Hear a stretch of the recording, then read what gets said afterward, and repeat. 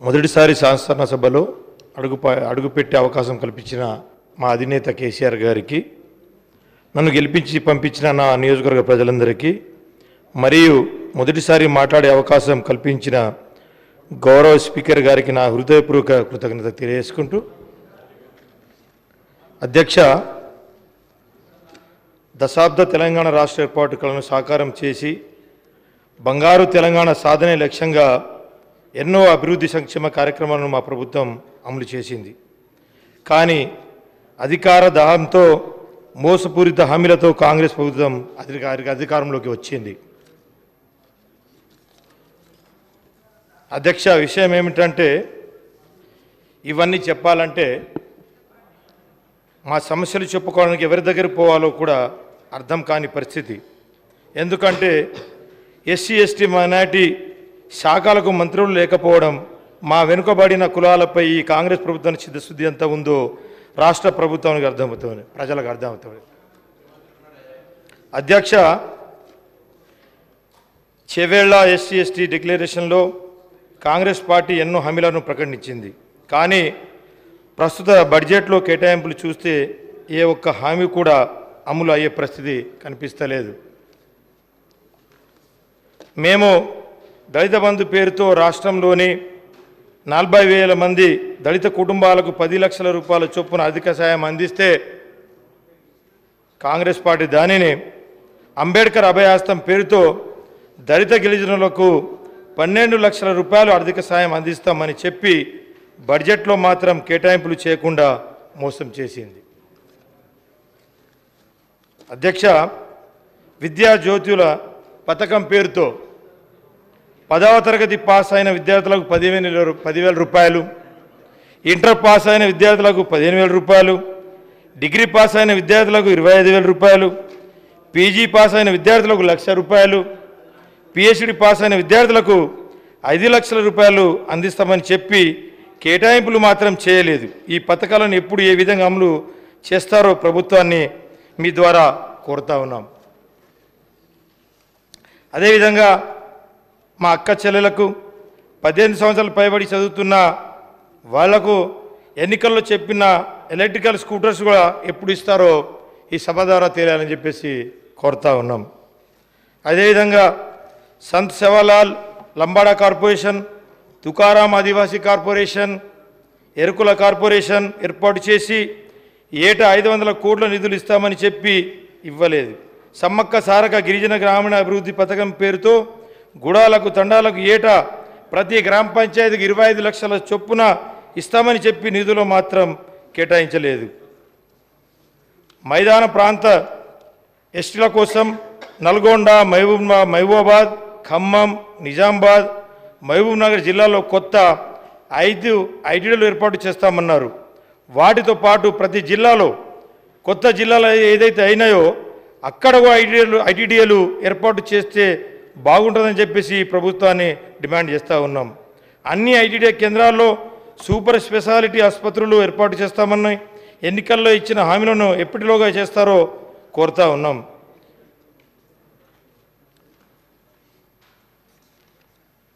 అదేవిధంగా ఆడపిల్ల పెళ్లి చేయాలంటేనే ఎంతో భారమయ్యే గిరిజన ఆదివాసీ సోదరులు కళ్యాణ లక్ష్మి పేరుతో 1,00,000 రూపాయల సాయం అందించి మేనమామగా ఆదుకున్న మా నాయకుడు కేసీఆర్ గారు.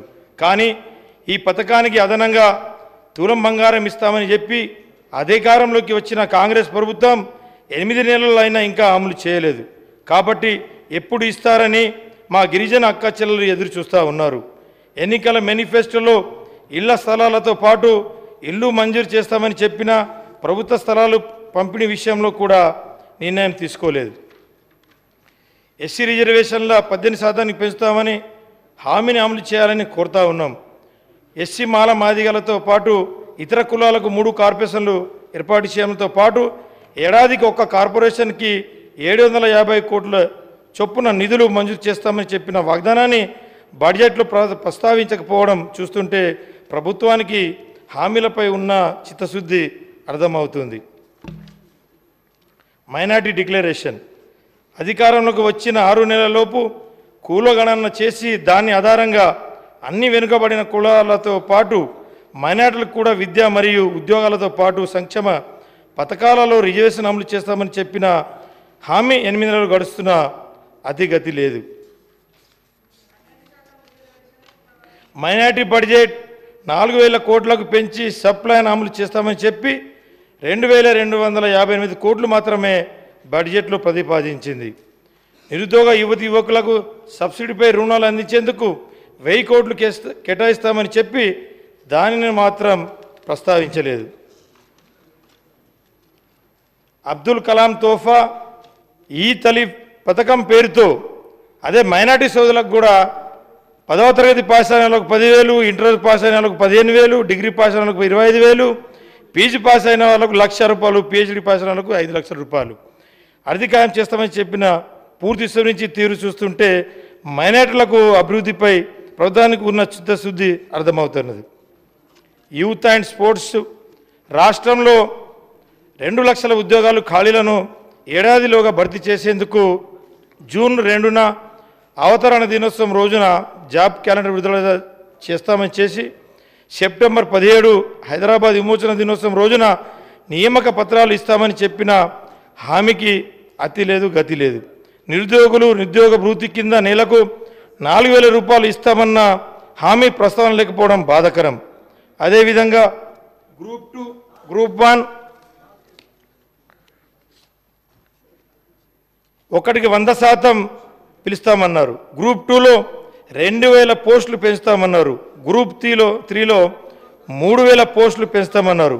కానీ కేసీఆర్ సార్ 95% లోకల్ రిజర్వేషన్ తెచ్చినారు.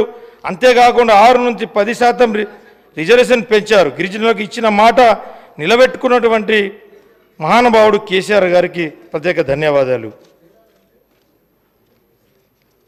అదేవిధంగా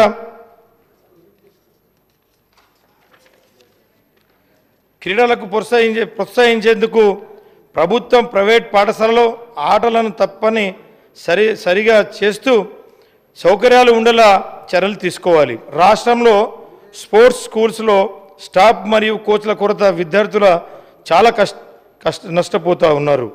రాష్ట్రంలోని అన్ని నియోజకవర్గ కేంద్రాల్లో స్టేడియం నిర్మించాలని చెప్పేసి ఈ సభ ద్వారా కోరుతా ఉన్నాం. అదేవిధంగా రాష్ట్రంలోని అన్ని గురుకులాలు మోడల్ స్కూల్స్లలో అదనపు గదులను నిర్మాణం చేసి విద్యార్థుల సంఖ్య పెంచి ఆ యొక్క విద్యార్థులను ఆదుకోవాలని చెప్పేసి ఈ సందర్భంగా తెలియజేస్తున్నాం. పోడు పట్టాల పంపిణీ చేయాలి. ఈ ప్రభుత్వం కొత్తగా చేసింది ఏం లేదు. అదేవిధంగా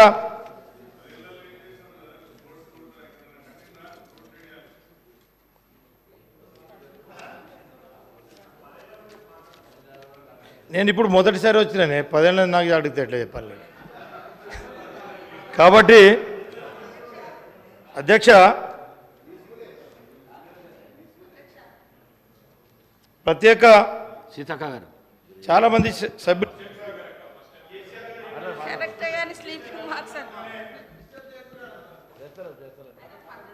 కాబట్టి ప్రత్యేక తెలంగాణ రాష్ట్రం సాధనకు ముందు అభివృద్ధికి అమలులో ఉన్న ఎస్సీ ఎస్టీ బీసీ మైనారిటీ వర్గాలకు కేసీఆర్ గారి నాయకత్వంలో 10 ఏళ్ల పాలనలో ఎన్నో అభివృద్ధి సంక్షేమ పథకాలు అమలుతో బాసటగా నిలిచింది. రాష్ట్రంలో 1047 ఎస్సీ ఎస్టీ బీసీ మైనారిటీ గురుకులాలను ఏర్పాటు చేశారు. 6,70,000 ఎకరాల పోడు భూముల పట్టాలు పంపిణీ చేసి వాటితో పాటు బ్యాంకులో రుణాలు పొందే అవకాశాన్ని కల్పించారు. వాటితో పాటు రైతు బంధు పథకాన్ని అమలు చేశారు. రైతు బీమా పథకం, అదేవిధంగా ఏదైతే రుణాలు మాఫీ కూడా చేసినటువంటి మహానాయుడు కేసీఆర్ గారు. అదేవిధంగా ఏదైతే గతంలో 6,70,000 పోడు భూముల పట్టాలు కేసీఆర్ గారు ఇచ్చారో మిగిలిన పోడు భూముల పట్టాలు ఎప్పటిలోగా ఇస్తారో ఈ సభ ద్వారా తెలియజేయాలని చెప్పేసి ఈ సభను కోరుతా ఉన్నాం. అదేవిధంగా రాష్ట్రంలో దాదాపు 4,380 గిరిజన తాండాలు గూడాలను కొత్త పంచాయతీలకు ఏర్పాటు చేసి పక్కా గ్రామ పంచాయతీ భవనాలను నిర్మించి ఇచ్చినటువంటి మహానాయకుడు కేసీఆర్ గారు.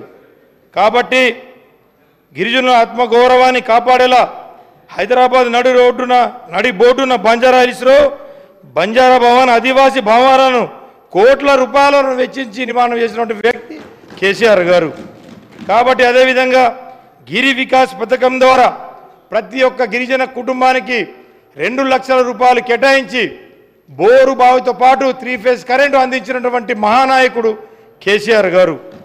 కాబట్టి అంతేకాకుండా నియోజకవర్గ కేంద్రాల్లో జిల్లా కేంద్రంలో పాటు నియోజకవర్గ కేంద్రాల్లో కూడా 2 కోట్ల రూపాయలతోటి ప్రతి ఒక్క నియోజకవర్గాల్లో అదేవిధంగా జిల్లా కేంద్రాలలో గిరిజన భవనాలను నిర్మాణం చేశారు, మంజూరు చేశారు, కట్టించి కూడా ఇచ్చారని చెప్పి సందర్భంగా తెలియజేసుకున్నారు. విదేశీ విద్యా పథకం ద్వారా అర్హులైన పేద విద్యార్థులకు 20 లక్షల రూపాయలు సాయం అందించారు. కళ్యాణ లక్ష్మి, షాదీ ముబారక్ పథకాలతో 1 లక్ష రూపాయలు సాయం అందించి నిరుపేద కుటుంబాలకు చెల్లెమ్మలకు మేనమామగా బాసగా నిలిచినటువంటి వ్యక్తి కేసీఆర్ సార్ గారు. దేశ చరిత్రలో ఎక్కడ లేని విధంగా దళిత బంధు పథకాన్ని తెచ్చినటువంటి వ్యక్తి కేసీఆర్ గారు. కాబట్టి వీటితో పాటు నా నియోజకవర్గంలో అధ్యక్ష మరి ఆయన ఎట్లా మాట్లాడుతున్నాడు? మొత్తముగా గత ప్రభుత్వం అంటే కాంగ్రెస్ ప్రభుత్వం ఏం చేయలేదు, అప్పుడు ఇప్పుడు మొత్తం మేమే చేసినామని చెప్తున్నారు. ఆ సోదరుడు మొన్ననే టీఆర్ఎస్లో పోయిండు, అప్పటిదాకా కాంగ్రెస్లోనే ఉన్నాడు. అంటే కాంగ్రెస్ ప్రభుత్వం యొక్క కార్యక్రమాలు నచ్చాయి కదా అధ్యక్ష. ఈరోజు ఈ రాజ్యాంగం ద్వారా ఎస్టీ స్టేటస్ ఇచ్చిందే ఎస్సీ ఎస్టీలకు కాంగ్రెస్ ప్రభుత్వం అధ్యక్ష. అదేవిధంగా సోదరుడికి కూడా రిజర్వేషన్ రావడానికి ఆ రోజు 1976లో ఇందిరమ్మ గారు మరి తీసుకొచ్చినటువంటి రిజర్వేషన్ తోటే ఈరోజు సోదరుడు ఈరోజు ఎమ్మెల్యేగా ఇక్కడ రావడం జరిగింది. ఇంకొకటి గత ప్రభుత్వం మరి లోకల్ రిజర్వేషన్ కాంగ్రెస్ ప్రభుత్వం తీసేసిందనే విధంగా మాట్లాడారు. గతంలో జీవో నెంబర్ 3 తీసుకొచ్చి ఏజెన్సీ ప్రాంతాలలో ఐటీడీఏల ద్వారా వేలాది మందికి ఉద్యోగాలు ఇచ్చిన ఘనత కాంగ్రెస్ ప్రభుత్వంది.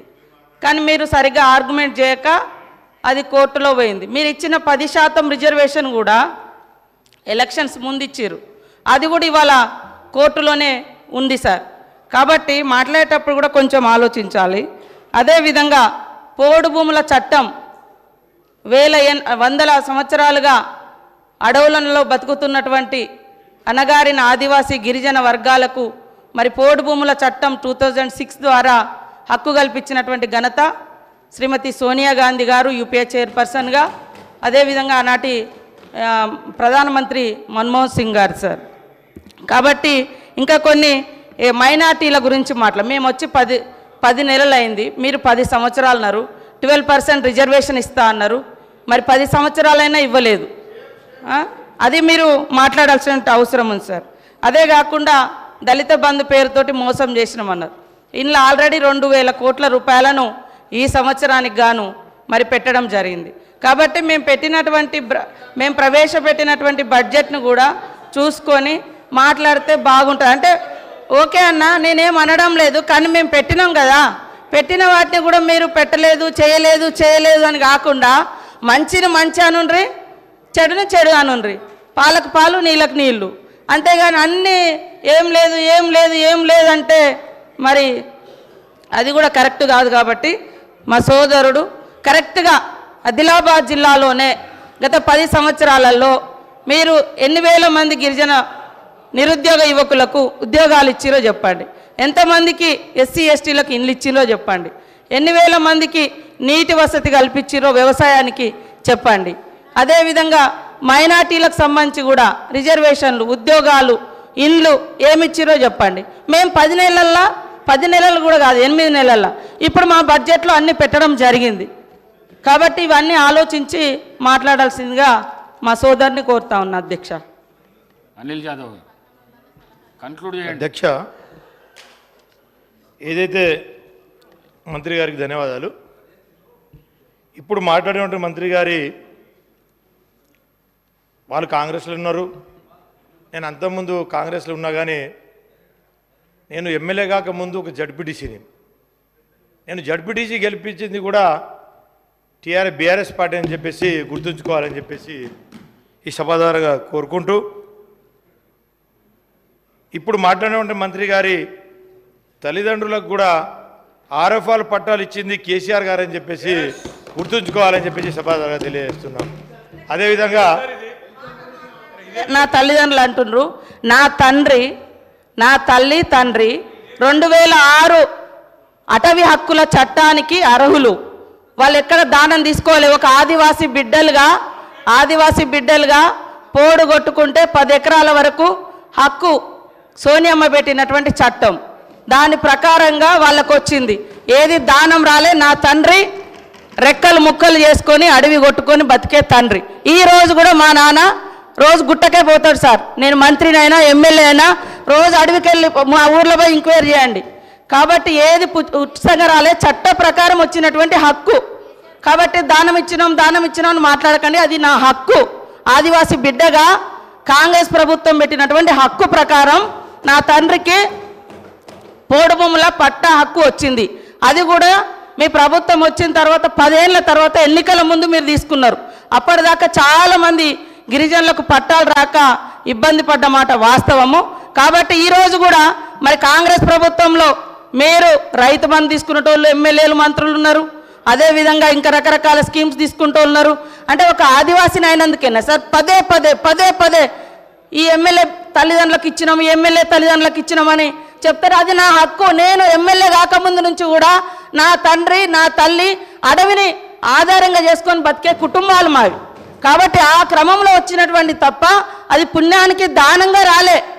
అందుకనే ఇంకోసారి ఇక్కడటువంటి ఎమ్మెల్యేలు కూడా మాజీ మంత్రులు కూడా మరి ఈ రాష్ట్రంలో రైతు బంధు ఎందుకు తీసుకున్నారు? అది ప్రజలది. ఇంకా ఇది నా తండ్రి గుట్టను, చెట్టును, పుట్టను రెక్కలు ముక్కలు చేసుకొని కొట్టుకునే సార్. ఇది అడవి కొట్టుకున్నారు. అది ఆదివాసీ బిడ్డలుగా మాకు వచ్చినటువంటి సాంప్రదాయపు హక్కు సార్. అది అనిల్ యాదవ్ గారు అధ్యక్ష నేనేం దీన్ని తప్పు పట్టలే అధ్యక్ష. ఏదంటే అధ్యక్ష, గతంలో కేసీఆర్ గారు చిన్నవారైనా పెద్దవారైనా సమాన న్యాయం అని చెప్పి చేశారని చెప్పిన అధ్యక్ష. అప్పుడు ఉన్నటువంటి పత్రికలలో మంత్రి గారి తల్లిదండ్రులు కూడా ఇచ్చిందని చెప్పి ఒక పత్రికలో వచ్చిన వార్తని నేను చెప్పిన తప్ప సారీ అమ్మ, నేను మీదకు ఏదో తప్పు పట్టట్లేదు. ఎందుకంటే అది మన జన్మ హక్కు, ప్రతి ఒక్క గిరిజనులకు హక్కు. ఏదైతే పట్టాలు పొందాలని చెప్పేసి మన హక్కు. అది నేను మీకు ఇచ్చిన నేను అంటలేను. కాకపోతే ప్రతి ఒక్కడి యొక్క హక్కు కేసీఆర్ గారు ఆ రోజు కల్పించారని చెప్పేసి చెప్పానే తప్ప మిమ్మల్ని నేను తప్పు పట్టట్లేదని చెప్పేసి సమాధానంగా తెలియజేసుకుంటూ, అదేవిధంగా చాలా గ్రామాలలో మొన్ననే ముఖ్యమంత్రి గారు చెప్పారు, ప్రతి తండాలకు, ప్రతి గూడాలకు, ప్రతి వాడాలకు black top road, BT road నిర్మాణం చేసి ఇస్తామన్నారు. మరి నేను ఈ సభా దగ్గర ఒకటే అడుగుతా ఉన్నా, మరి గతంలో మంజూరైనటువంటి ఏదైతే ఎస్టీఎస్డిఎఫ్ రోడ్లు ఏదైతే ఉన్నాయో అవన్నీ ఎందుకు క్యాన్సిల్ చేస్తూ ఉన్నారని చెప్పేసి ఈ సభ ద్వారా అడుగుతూ ఉన్నాం.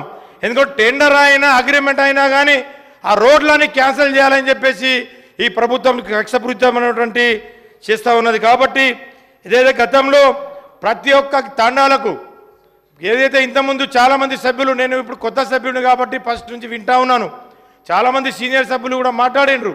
వాళ్ళు ఏమని చెప్పారు అధ్యక్ష అంటే, కేసీఆర్ గారు తండాలను, గూడాలను గ్రామ పంచాయతీ చేసేయండి కానీ భవనాలు నిర్మించలేదన్నారు. ఎక్కడ నిర్మించలేదు?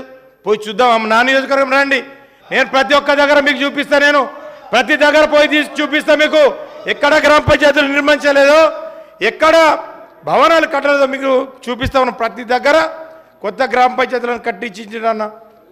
ప్రతి ఒక్క గ్రామ పంచాయతీ కొత్త గ్రామ పంచాయతీ భవన నిర్మాణం చేసి ఇచ్చిండ్రు. ప్రతి ఒక్క గిరి వికాస్ పథకంలో ప్రతి ఒక్క కులం, మతం అని తేడా లేకుండా ప్రతి గిరిజన కుటుంబానికి, ప్రతి ఒక్క కుటుంబానికి 2 లక్షల రూపాయలు మంజూరు చేసి బోరు బావి నిర్మాణం చేసి బోరు కొట్టి 3 ఫేజ్ కరెంట్ అనేది తెలియదు మా గూడాలలో, తాండాలలో. అట్లాంటి 3 ఫేజ్ కరెంట్ ఇచ్చి 2 పంటల సౌలత కల్పించినటువంటి కేసీఆర్ గారు. కాబట్టి అదేవిధంగా అయితే గతంలో ఆర్ఎఫ్ఆర్ పట్టాలు ఇచ్చిండ్రు కానీ బ్యాంకులలో రుణాలు ఇవ్వకపోతుండే.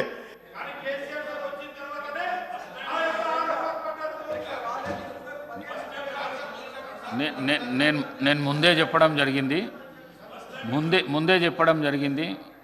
15 నిమిషాల కంటే కూడా 1 నిమిషం ఎక్కించే పరిస్థితి లేదు. ఒకవేళ ఆ విధంగా చేస్తే మీకు చెప్పకుండానే మైక్ కట్ చేస్తే మీ గౌరవంకు భంగం కలిగినట్లుంటుంది. 15 నిమిషాల్లో కంప్లీట్ చేయండి, దయచేసి కన్క్లూడ్ చేయండి మీరు ప్లీజ్.